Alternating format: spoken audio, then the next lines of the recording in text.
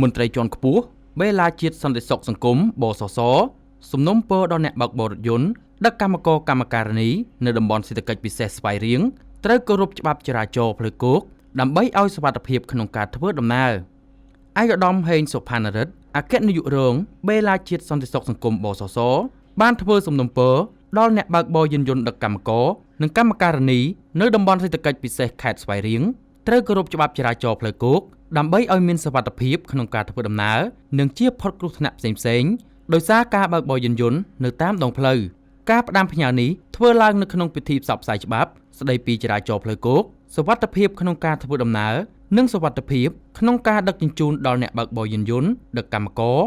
និងកម្មករនិយោជិតដែលជិះម៉ូតូផ្ទាល់ខ្លួននៅក្នុងខេត្តស្វាយរៀងកាលពីថ្ងៃទី10ខែឧសភាឆ្នាំ2025កន្លងទៅថ្មីនេះនៅក្នុងបរិវេណតំបន់សេដ្ឋកិច្ចពិសេស Manhattan ក្រុងបាវិតដែលការផ្ដាំផ្ញើនិងណែនាំនេះមានអ្នកបើកបរយានយន្តដឹកកម្មករនិងកម្មការិនីប្រមាណជិត500នាក់ចូលរួមស្ដាប់ឯកឧត្តមអគ្គនាយករងបសសបានបញ្ជាក់ថាខេត្តស្វាយរៀងគឺជាខេត្តមានតំបន់សេដ្ឋកិច្ចពិសេសច្រើនជាងគេក្នុងនោះខេត្តមានតំបន់សេដ្ឋកិច្ចពិសេសចំនួន12កន្លែងមានរោងចក្រចំនួន1015រោងចក្រនិងមានកម្មករកម្មការិនីប្រមាណ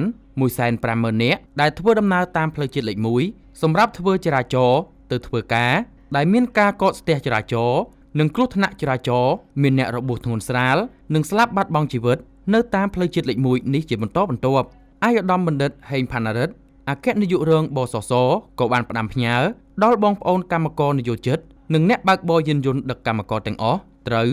1ស្នើដល់បងប្អូនកម្មករនិយោជិតដែលធ្វើដំណើរតាមមធ្យោបាយម៉ូតូផ្ទាល់ខ្លួនសូមគោរពច្បាប់ចរាចរណ៍និងពាក់មួកសុវត្ថិភាពមានកញ្ចក់មើលក្រោយឲ្យបានត្រឹមត្រូវ2ស្នើដល់បងប្អូនកម្មករនិយោជិតចូលរួមសហការនិងជ្រើសរើសយករថយន្តណាដែលមានសុវត្ថិភាពនិងផាសុកភាព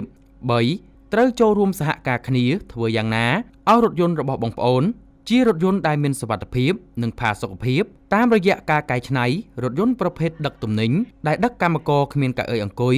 មកជារថយន្តមានកៅអីអង្គុយសមរម្យឬធ្វើការផ្លាស់ប្ដូរពីរថយន្តប្រភេទដឹកទំនិញមកជារថយន្តប្រភេទដឹកអ្នកដំណើរ